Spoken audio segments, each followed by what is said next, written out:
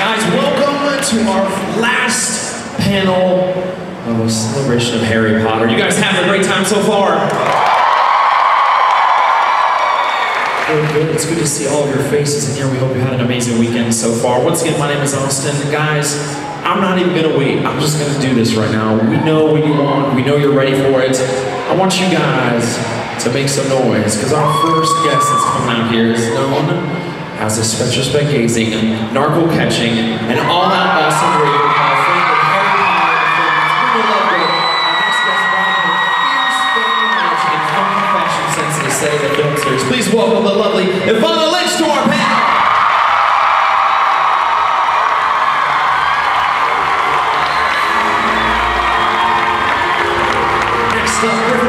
Successful Diagon Alley merchants, Hogwarts dropouts, Order of the Phoenix members. These are just some of the terms you can use to describe the characters they played in the Harry Potter series. Please welcome to the stage James and Oliver Phelps!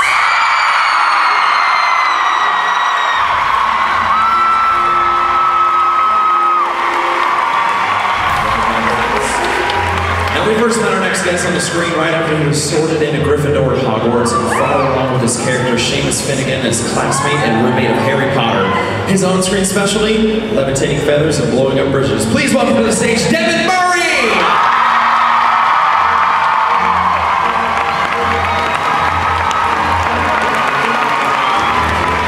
And last but not least, our next guest brought his character stumbling onto the screen as he reached for his lost toad treasure. But before long, Neville Longbottom showed us he was a real force to be reckoned with. Now we'll take a true Gryffindor to pull that out of a sword hand. Please welcome to the stage, Matthew Lewis!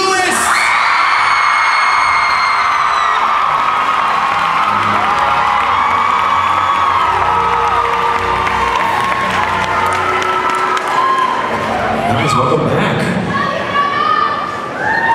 How's your weekend been so far? Yeah, wicked. It's been so cool.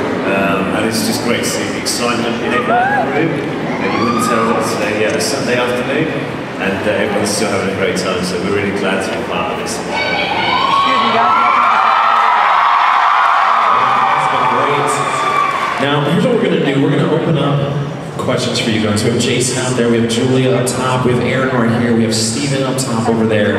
They're the ones that are going to be fielding the questions on the audience. I'm going to kick this off.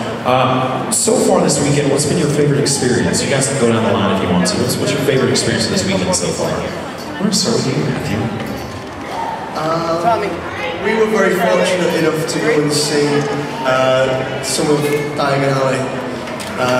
It's a bit of a construction site at the minute, but we got to see a bit of Gringotts and all that kind of stuff, and that was pretty special. That little sneak peek, and I mean it's going to be incredible when it's open, but just to see that was pretty awesome.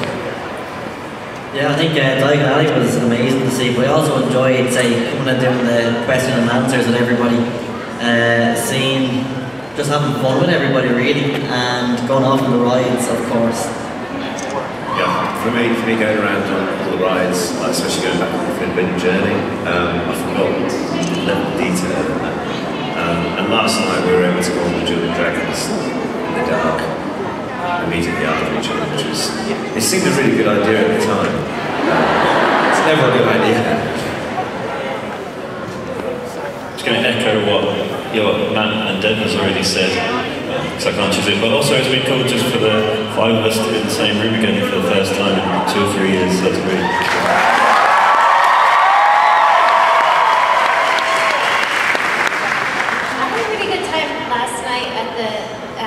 The celebration, because, well, I mean, we come in here and most of you come to the Wizarding World and it's great, it's fun, but it's a lot of muggles. But yesterday, everyone was in robes, and it was like, it really felt like, yeah, Hogsmeade, and we were all wizards together. It was awesome. All right, going on to you guys. Now, Jason, what do you have? I am here with Haley from New Jersey. She has a question for everyone.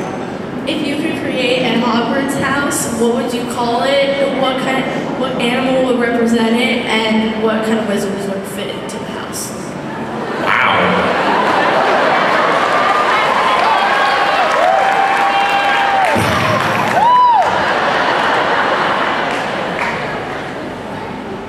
I would go with. I'm trying to think how far random I'm going to go. The mascot would be a hedgehog. And it would be called something that. Can I bring Evanna into it? What do you think a hedgehog would be? It's a house. Hedgehog.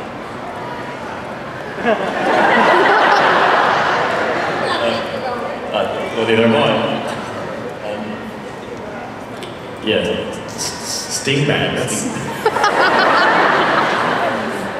You've got to be really Hedgehogendor. Yeah. Why do I answer this first? But okay, to be in there, you've got to be really just not aggressive, just kind of chilled out, get on your own business, and then you kind of just protect yourself and everyone around you.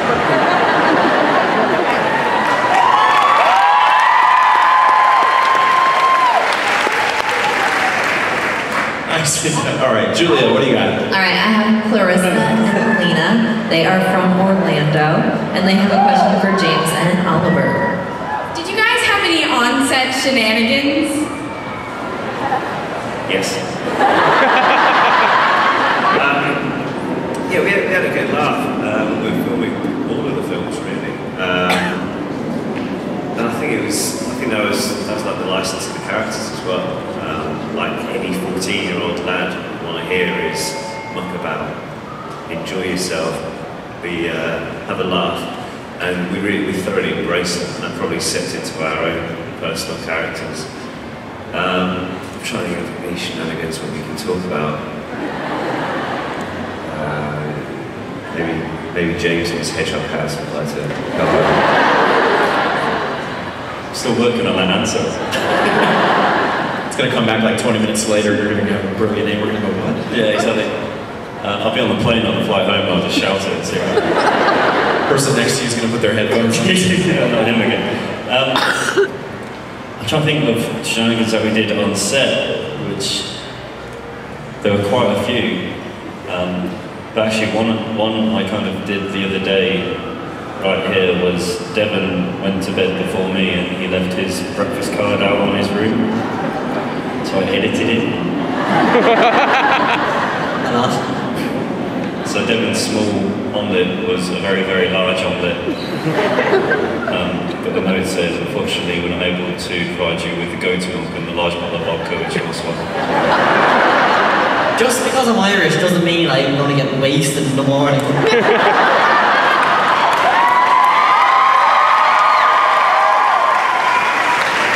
Not all the time, anyway. Steven, what do you got? I have Nikki from Orlando with a question for the panel. I have a question, and my question is, what was your favorite memory that you have from filming all of the movies?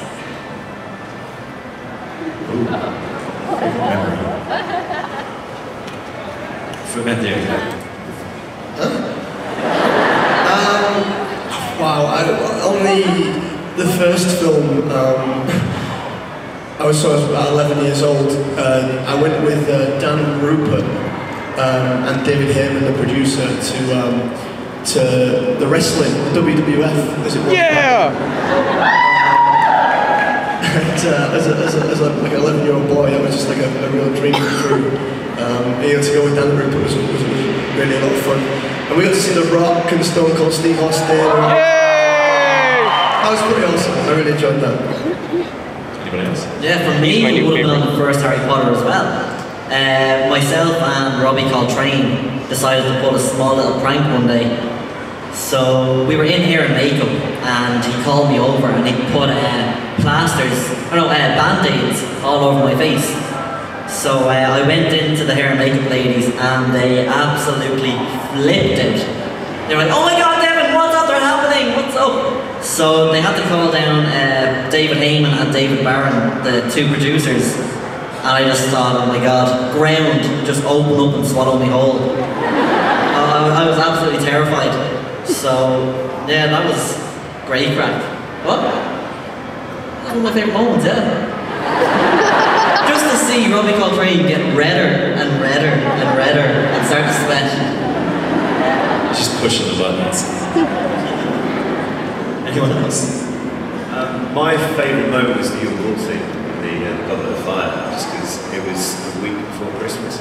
so we were all getting in a very festive mood.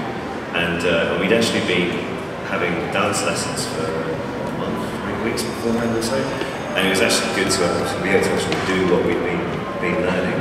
And then, unfortunately, it didn't make it in the film, but the Weird Sisters band was basically Jarvis Cocker with the rest of Radiohead, which was pretty sweet. And they like, made some songs, and it was like a concert. We didn't know what was going on, but we were talking to them beforehand filming. And then when we actually watched this gig, they had all this pyrotechnics going on at the back of the stage, and Warwick Davis was crowd surfing. It was wicked. It was so cool. It's awesome. All right, let's see, Eric. I'm right down here with a question from the fan page on Twitter. Hi guys, this is from the AskHBcast hashtag. If you could hide one thing in the room requirement, what would it be and why? My breakfast menu list.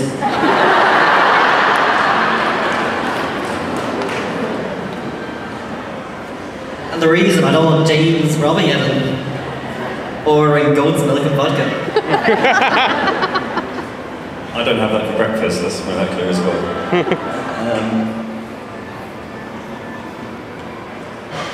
I don't know.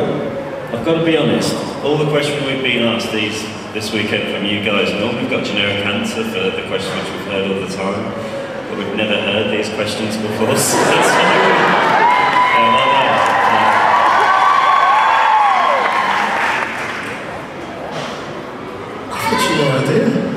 I don't know. Probably my car. I just like, someone scratched my car the other day. I had to get resprayed. I was really mad about it. So I'd probably hide my car in there so no one can touch it. Look at that dragon, man. I'm going to say my golf clubs, actually. They're, when in doubt, I play golf. I'd probably just hide myself.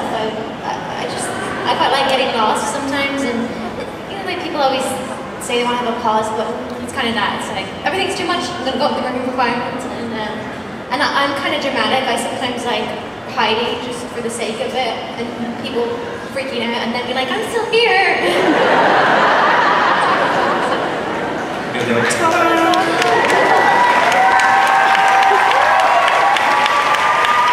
Jason.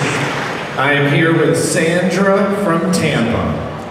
First, I'd like to say it's a pleasure to be in here with you. If JK were to continue the series, which we all hope she would you all want to play your characters as adults and maybe professors at Hogwarts?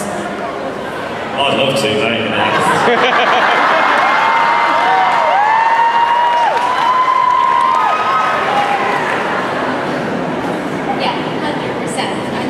Waiting for the call. I'm constantly dropping hints on Twitter. When they announced the new Fantastic Beasts movie, I was like, hi, I'm still here!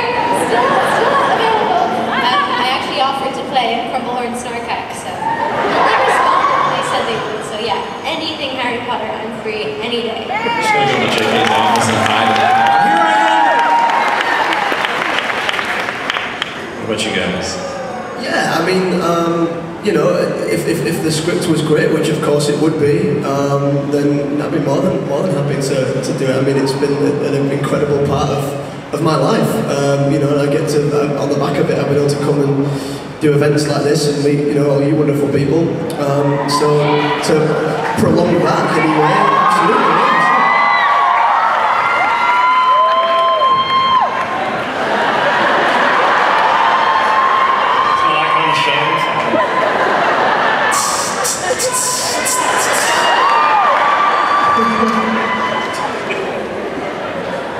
Oliver, what about you, man? Yeah, definitely. Good answer. Julia?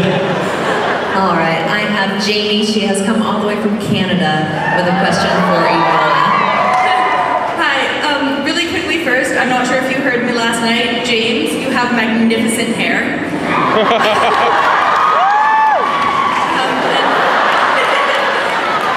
Evanna, my question is, obviously you were Luna Lovegood in the Harry Potter movies, and you also got the chance to be Luna in a live production interaction with Star Kid.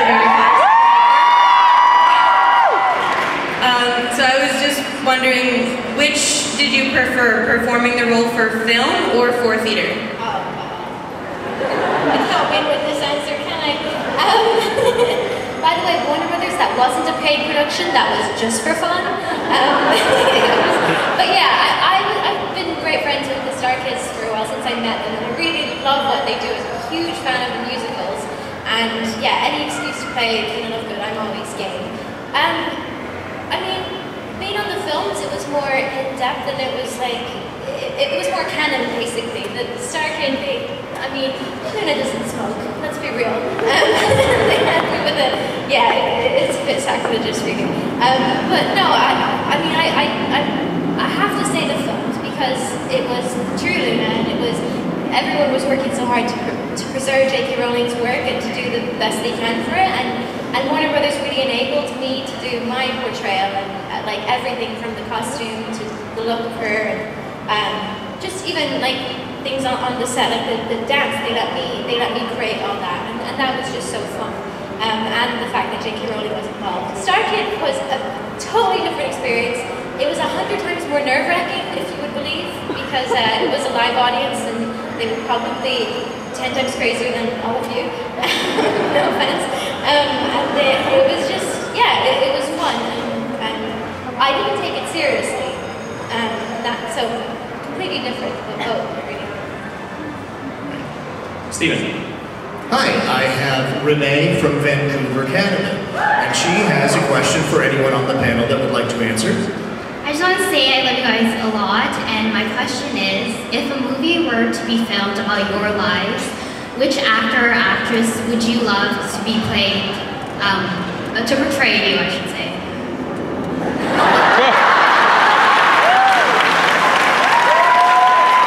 That's cheating. Save the budget first. Definitely save our budget. Devon, would you take on my role? Yeah, of course I would.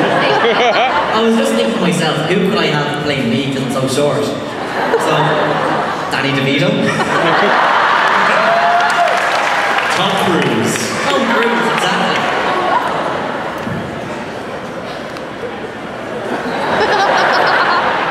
I've no idea. Who's really good at the minute? Michael Fassbender, he can do it. You guys. Aaron. All right, we have Amanda from Maryland here with a question for Evanna. First of all, I do want to thank all of you for being here. Evanna, I have read that you helped the casting crew with questions a lot because you were such a big fan. About how often did you have to help with all the Harry Potter related questions? First of all, they didn't really ask for my help. So I was just one of those fans I nitpicked, and like they were great for it. Like they wanted me to give that, and they liked me because they were so passionate about everything being precise and all the detail. But no, just things like, say, for Luna's hair, they wanted it to be like mousy, and I didn't want that, and I said no, it's like ethereal and it's long, and I don't know, just you guys go through that. They just asked if it was just fact checking. They needed me, I was there, and yeah. And it definitely came in help when we were doing interviews, especially. We were like a live event premiere or something like that. I think we were in Paris, and we had to go. It was like the largest 3D event. Was that Paris? It was anyway foreign territory, and we were asked like, "What's the best smells?" And so you get the normal ones we use a lot. Might get more evenly. You get like, well, if you had a smell to use, what would it be? And so we have some pretty good artifacts or something back in the head, but yeah, she said there's a stuff. Basically covering their houses. There is the nutshell. Jason. I'm way over here. I'm with Veronica from Kansas. I would love to know what each of your favorite candies from Honeydews are. Evanna, if you had a favourite candy. Well, I think you like Fizzy Crispies. I do, you know. I really do. I think chocolate frogs. Last time I was here, I kind of OD'd on fudge. I saw it yesterday and I was like, oh, it looks so good. Tainted in my mind, but yeah, that was really good stuff. I love the bonbons. Are they called the exploding bonbons or something like that? They're amazing. Julia? All right, I'm here with Katie. She's from Sebastian, Florida. If you haven't gotten the character that you are, which other character would you have wanted to be? Fred.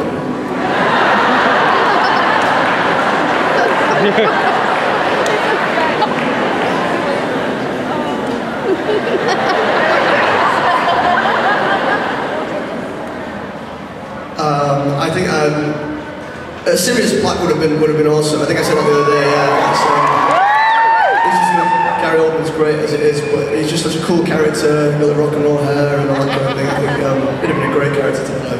As an 11-year-old, how that would work out for you? I'd have pulled it off.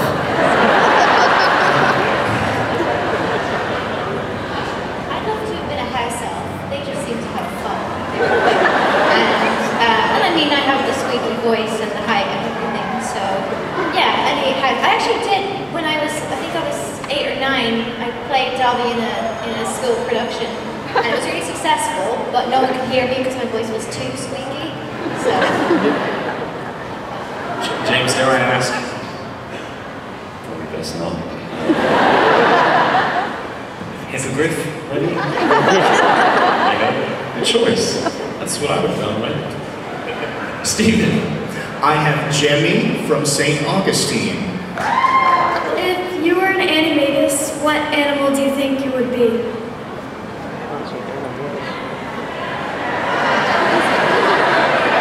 It's like they know you. Pink one.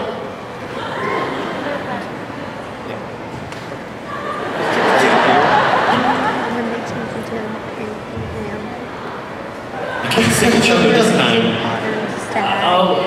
I'll go with the hedgehog again. Do you have a name for it? Well, I did have one living in my garden last summer, and I called him Sonic. Then there was another one, so I called him Boom, so you had Sonic and Boom. Maybe combine those and make that your house name. Yes, is that I think I'd just be a dog. Just simply because, you know when they stick their head out the car window, it looks like you couldn't possibly ever have as much fun as that. And more people should do that. I think mine would probably just be a horse, because horses are what I do at home, and that's one of my true loves are horses. So. Imagine how many accidents there'd be if everybody drove down the road like... Don't do that. Don't do that. All right, Stephen. Oh, Aaron. Austin, I'm back here. I have Susan from Birmingham, Alabama, with a question for the group. Hello. First of all, I really enjoyed seeing you all this weekend. My question is, what did each of you do to prepare for your auditions, for your roles, and also for your parts after you got the roles? Anything you did, or just whatever you did? Wow. I was already a huge fan of the books before my auditions, so I'd read the ones that had been released up to that point. And I think I went back and read through a couple of them again before my audition.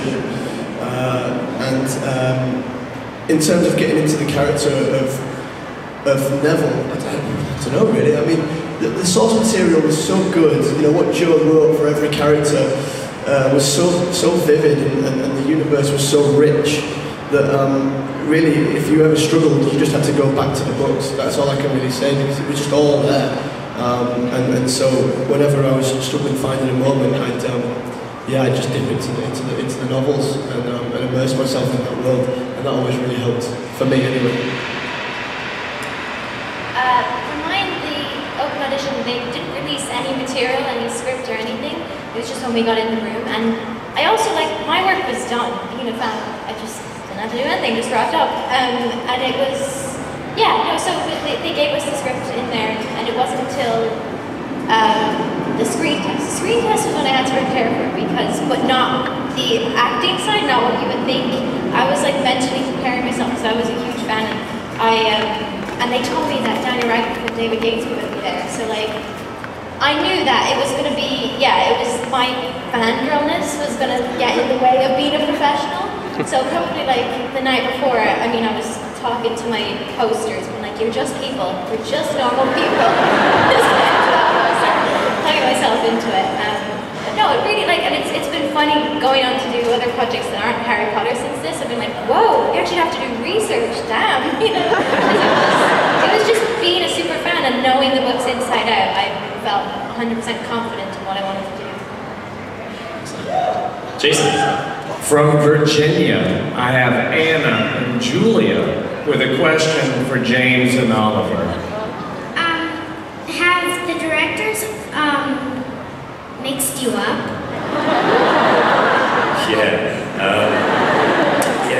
Mike Newell was probably the worst for it to begin with. He was like, Jamie! Of course you are. And it kind of, it did. And then, I think, unfortunately, as the films went on, especially when Fred and George leaves Hogwarts, if you notice they're dressed similar, but in totally the opposite colours or something. So that may be something involved in that as well. I think we also I remember we having a little chat with the guys who the people who make the decisions upstairs, that we kind of wanted to show that Fred and George were individuals, not just twins. That's kind of like a trigger word if someone just calls us twins, with James and Oliver. So we think that kind of have a duty to other twins out there to show that they are individuals, and so I think that was quite cool, that we were quite happy when the costumes were slightly different. Julia? Alright, I have Ollie with me from Boston, and she has a question for the panel. First off, I would just like to say that I'm also a twin, and this is my twin right here. But I also was wondering, what was it like to sign your first autograph? I think it was my tax return. It was really For a fan. It was really surreal. It was at the first premiere. And it was when we were filming, we would all sign each other's Potter books. And it's amazing actually thinking of the first Potter book that we got, and then we've kind of did it every year. And then you look at the first one to the last one, the signatures are totally different. But it was quite a learning curve, doing all that type of thing, but it was pretty surreal. I found it weird as well. I just felt like, why do you want mine? And also, the books were sacred to me, and I was like, I can't deface it, I can't write on it.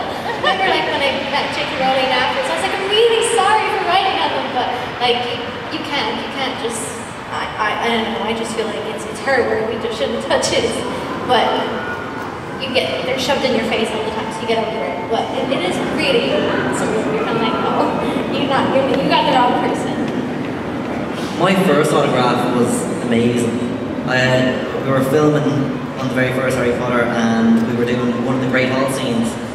And with that, David Heyman, the producer, brought me around to meet Richard Harris for the first time.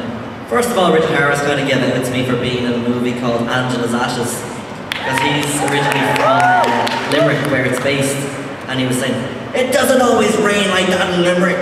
So we had a bit of a barney over that first, and then he asked me would I sign something for him. I was like, what? Me sign something for you? Yeah.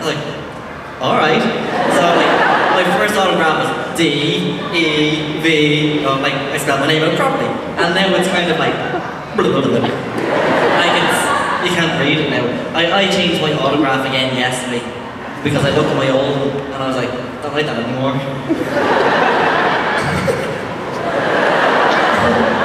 My first it was a picture. I was signing a picture of me, and I didn't know what the dumb thing was, and I just scrawled right across my face, right across it. And then because I'm left-handed as well, I just smudged the whole thing, and it was just crap. I'm so sorry. Here you go. I'm sure they didn't think it was bad. My one was really, I can't remember, I signed it, but it was like really tiny, because I thought, well, you don't want mine, do you? I'll just do it just in case you, like an afterthought. Then as the time goes on and egos get bigger, now I'm like spray painting the whole wall. Stephen? This is Katie from San Diego. I was wondering if you could use the Accio charm to summon something right here, right now, what would you summon and why? You know what we were saying earlier about new questions? I think they're just doing it to stump you now. I'd summon the toilet because I'm dying for a wee.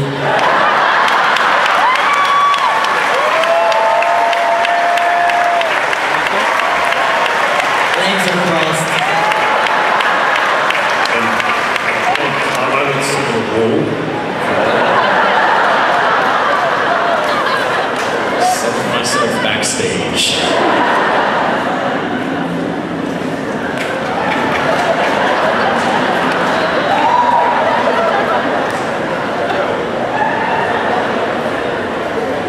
Am I allowed to say my dog? I'm allowed to have my dog here, so... Don't need anything, I'm cool. Happy. There it is. Hey, Rowan, yeah. Why not? Super important writing projects, yeah. And then you're gonna ask about it, you're like, hey, I'm still here. I didn't do it. How can I top a toilet and a dog? I've got nothing. I don't know. Probably some dairy milk. Some Cadbury's dairy milk chocolate. Whenever I go out of England, I always miss that. So. I was close to tapping it. Aaron. I have Veronica from Philadelphia with a question for the panel. Hi. If you could write another Harry Potter movie, what would it be about? Neville Longbottom.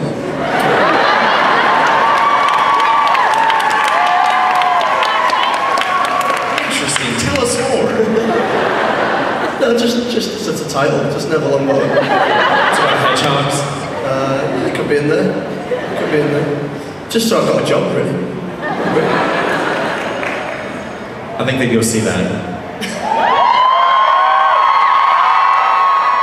You had them at Neville Longbottom. Anybody else? Mine would be the same, a Luna Lovegood one. I'd like a Luna Lovegood sort of safari adventure where you see that. Because I don't like how in the books you don't ever see Luna's imaginary creatures, and because I don't think they're imaginary, and I kind of would like her to have a moment being like, yeah, suckers, they were real, you know? In your face! Yeah, in your face! Yeah, just a book where you meet them all and they all tell you wonderful things. Kind of like a Pokemon Harry Potter crossover.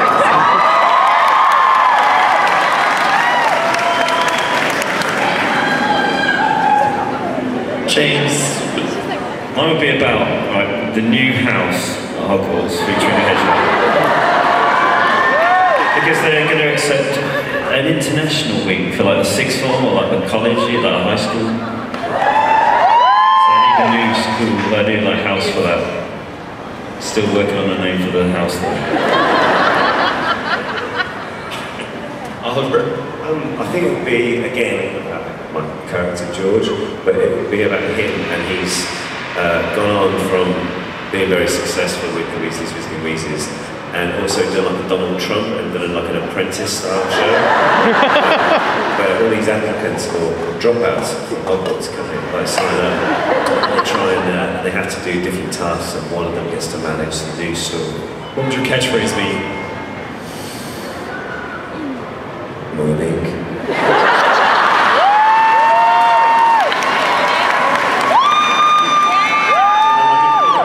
The hair and everything going on. Perfect. Devon. Not writing about Seamus Finnigan then, everybody else is writing about their own characters. So, what could Seamus do? He could go off and, as I keep on saying, blow more stuff, demolish buildings. He'd finally, somebody just said it there, he'd finally turn water into rum.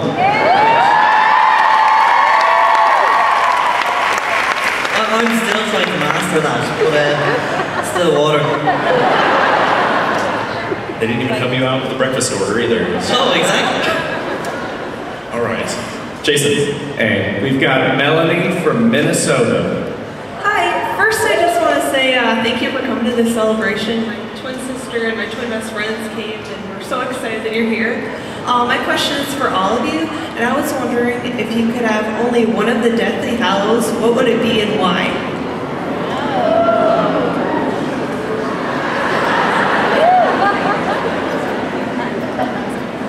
Definitely the elder one, because it's the most powerful one going, and there's only 3 in this diverse. Invisibility cloak. Cool, right. What would you do with your invisibility cloak? Well, I just do silly things. It'd be like when you're going through like customs at the airport, like what's in the bag? That's my invisibility cloak. I can't see it, so exactly.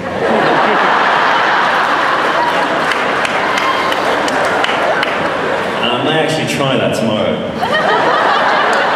And get refused entry. We're gonna see it on the news. Brother does not make it through TSA. Delayed in Orlando with Justin Bieber.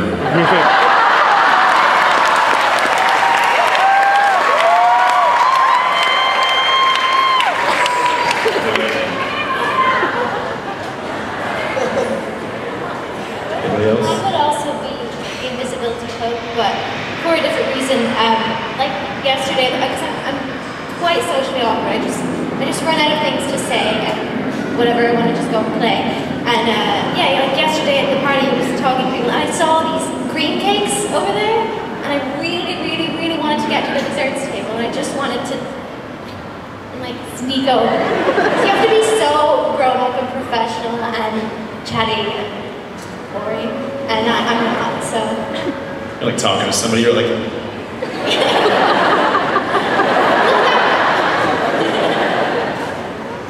All right, let's see. Julia! All the way at the top here, I have Kenny and Reba from Memphis. And today is Kenny's birthday.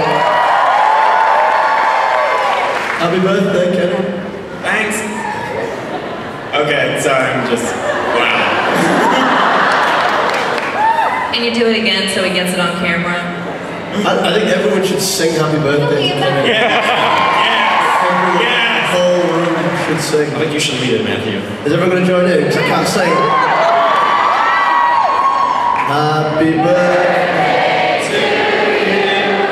Happy birthday to you.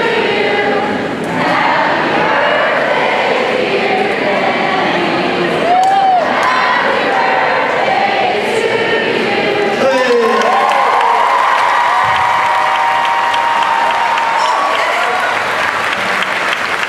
Best rendition ever. He's like, happy. So, my big question is this. Now, you guys has been to several comic conventions, leaky cons, everything. I want to know what is your most awkward moment with a fan? How many characters, like, how many people have just glomped you, or what have you? I was chatting to a guy actually last night who had just had a butterbeer, and he had a huge, like, you know, when you drink, you get the foam all there. was talking to him for a couple of minutes, and I hadn't the heart to say.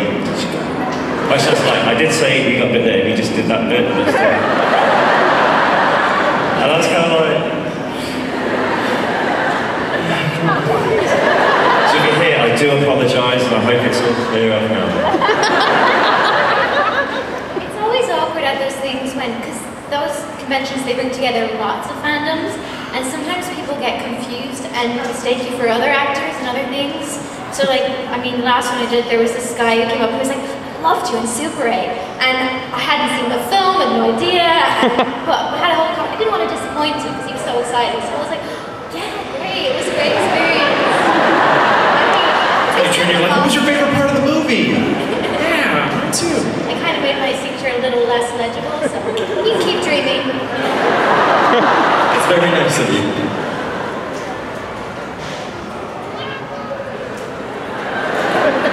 I had one time, I think it was one of those kind of things, those kind of appearance things, and some guy came up to me in the toilet and said, hey, have you heard there's someone from Harry Potter here?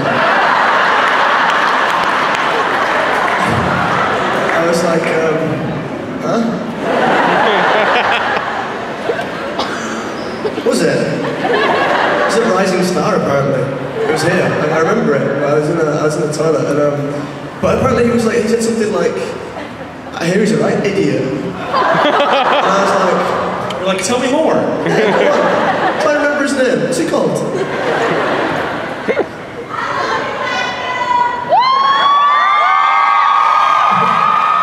I love you too. Devon, you got one? Yeah, like Evanna, it's been mistaken. Everybody thought I was Wayne Rooney.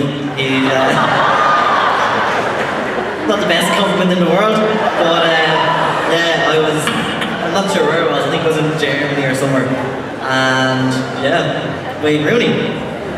Fun. Did you go with it? Oh no, yeah, I went along with it. So he has a Wayne Rooney autograph. With a Seamus Finnigan written underneath it. One letter at a time. One letter at a time, yes.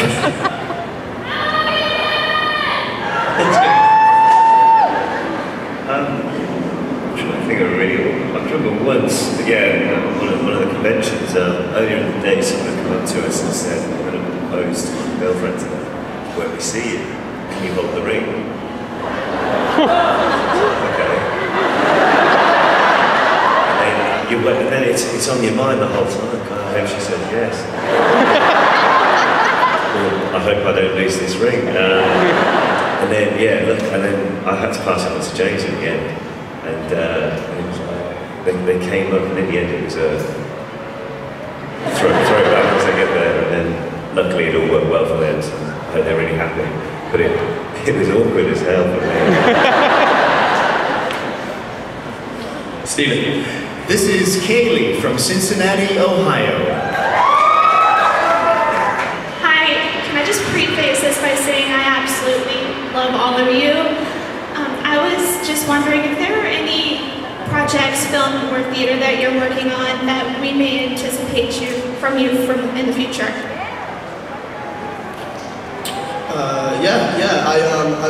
I've just finished another series for BBC called Bluestone 4-2, which is about a bomb disposal detachment in Afghanistan. So I'm playing Corporal Gordon House, who's an ammunition technician, which has been pretty cool. Quite enjoyed that, and that'll be on BBC in February. I don't know whether you'll be able to get it over here at all, but it might be going on to BBC America at some point, maybe. Hopefully, we'll see. After Harry Potter, I kind of stopped acting for a while to get back to Ireland, but this year I decided I'm getting back into acting if I'm ready, and I've got to shoot a new pilot this year in the UK, so I've got to get a six-pack, I've got to get muscly, which is hard for me because I'm skinny and awkward looking. So, so I can't really say much about it. It starts filming hopefully in June, and hopefully it'll be picked up by one of the big stations, and they'll make more of them. I've actually just been travelling in travel writing for the last 7 weeks, which has been quite cool. So getting back to the UK, getting back into work, hopefully then James and I are down to do a feature film. A month and a half time or so. I think when that starts, we're really well prepared, as Evanna was saying earlier about film. So yeah, hopefully get that out there soon. I've been asked to do a stage show again when I get back to England, so I'm getting the script on Wednesday, so I'll tell you what it is when that's it. I've got, there's a film I was in it's actually out at the moment. There's an indie film called GBF, which stands for Gay Best Friend. Although I am not a friend to the gays in this movie, I play the uber Christian, mean, gay bashing, mean girl. I don't know, no one likes me. So about as far from Loon as you can get. But yeah, it was fun, and it's on direct TV. You can see it. I've only a little part, but that. And I've got a feature called Dynamite coming out probably late this year. Played a Jersey girl in that as well. Aaron? All right, everybody, this is our last question. I know, I'm sorry, but it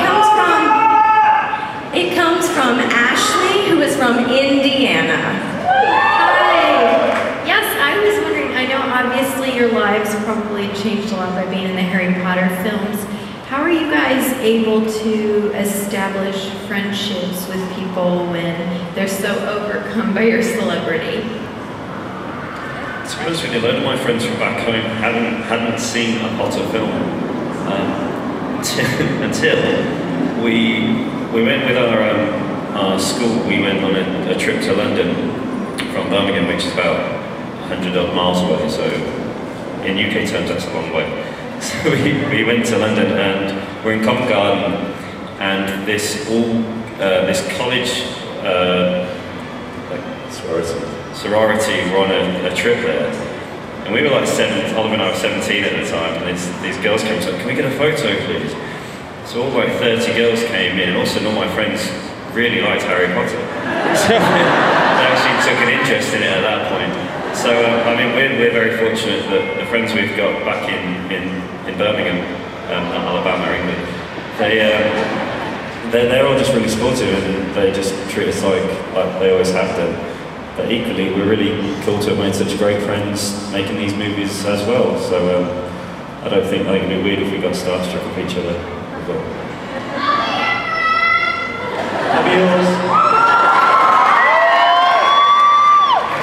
Yeah, much the same as James. All my friends back home in Leeds, in the north of England, yes. Back home in Leeds, I've had the same friends since before I started on Harry Potter. You know, I still live there and go back and see all those guys. And so really, it's not changed my life in terms of my friendships. I've still, really support a bunch of friends. And since I finished Harry Potter and started working on projects, they're really helpful. Going over lines and scripts and helping me go and tape the stuff. So yeah, really fortunate with that actually. I could have really got where I am today without all my mates back home. So yeah. I think it's where you do learn enough to write. You can see people to if they've got an ulterior motive to getting to know you, or so you can gauge quite often. But it's so that a lot of our mates we've known for years and years, and they're all very much to the point with people as well, which helps. And I think that's when you know who your true friends are, when they're honest with you about stuff. It's quite nice because we've known each other for such a long time. Obviously, we've all become friends, and then like you're friends with my friends, like my mate Nick's backstage. You guys know him now, and he's been on a few tours. And I remember I had my 21st birthday. All the guys came up for my birthday in Leeds, and then all my friends from Leeds sort of just mingling together. It was really strange, but it was almost like a Harry Potter second rap party. Yeah, everyone was there, and all my friends. It was really great. Everyone just gets on. Everyone's so friendly. So yeah, we've got a bunch of friends from work as well. I've always thought one of the best things about being in this is that it connects everyone. And everyone relates to it. Like when I start new jobs, meet people like, oh my kids love it, and you kind of make friends that way. And it doesn't get in the way so much as it opens you up to meeting more people you wouldn't ordinarily have a lot in common with, and that's been really cool. And I also find the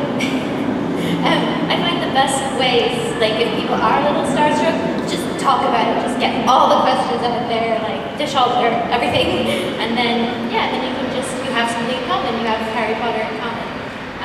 But I have some moments with people because I know I sound, my accent's gone a bit weird, it's gone a bit American, but I sound a lot like them, and I sometimes, because I teach yoga sometimes, in class, sometimes when you have to do the spacey stuff and meditation stuff, sometimes you'll be like, oh, I just heard Luna Lovegood.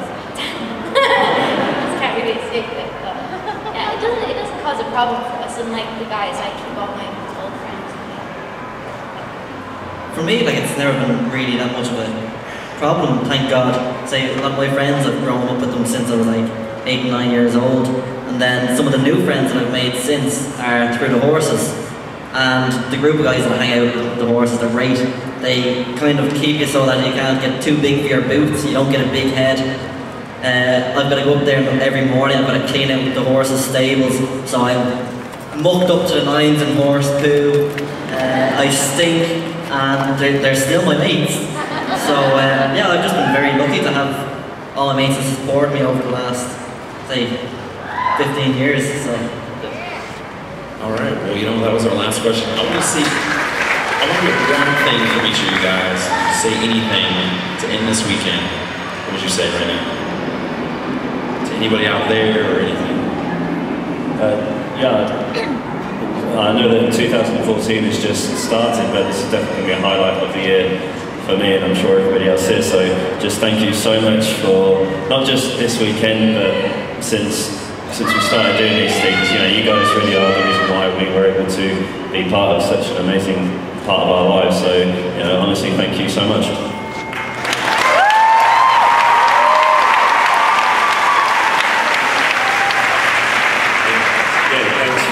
Turning up this weekend. I know that, you know, the film hasn't come out for 2.5 years now. But it's great to see there's still such an attendance and such a attention for the Potter thing, and hopefully we'll all see you back here in later in the summer.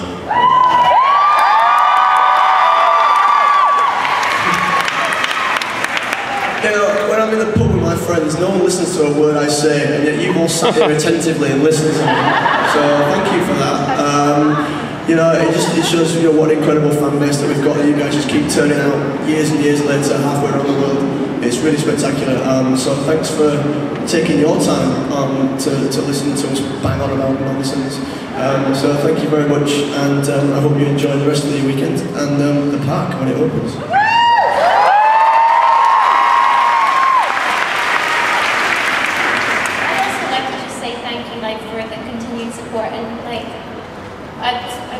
Me, but I'm sure the rest of them relate to it. But it has been strange, like finding my feet after Potter, and like I was so comfortable in that world, and having to go out and go on to new ventures, and even the way people take interest in our other projects. That's something like we wouldn't have if we didn't have the Harry Potter fans, and it is scary going into something new and that you don't know, and to always come back here and still be like loved and welcomed for these movies.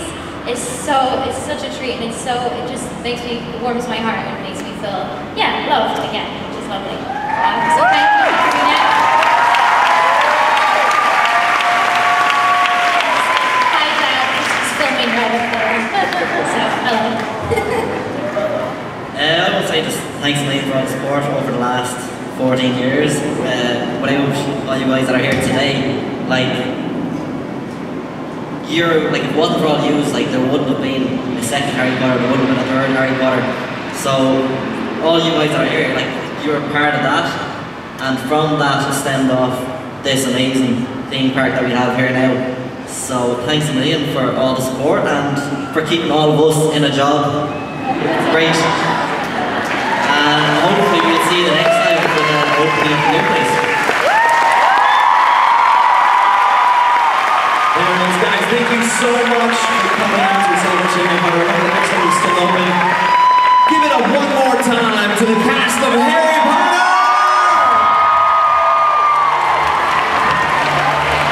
Look at the crazy